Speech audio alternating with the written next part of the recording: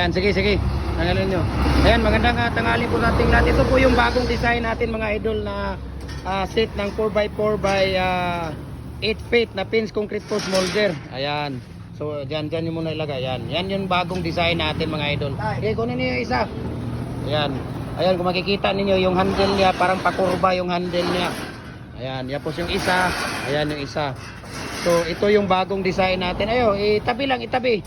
Tabi nyo. Ayan, yan yung bagong design natin sa pins concrete post molder. Ayan.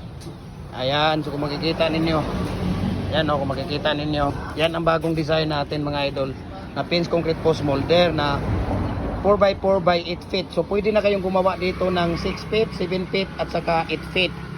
So sa sino pang hindi nakapag-subscribe ng YouTube natin, subscribe na po kayo. Jim Hardware and Kukulamber Concrete Products or Felix Tan Pagikan Jr.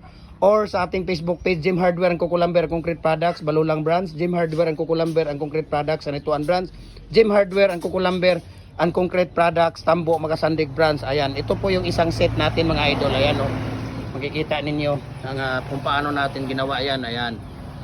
So subscribe na po kayo dahil every Monday namimigay po tayo ng mga molders, no? Every Monday ng tanghali po namimigay tayo ng mga molders. Kaya subscribe na po kayo at follow na po kayo sa ating mga Facebook page. Ayan, maraming salamat and God bless po sa ating lahat. Ayan si Kuya JR. So God bless and maraming salamat po.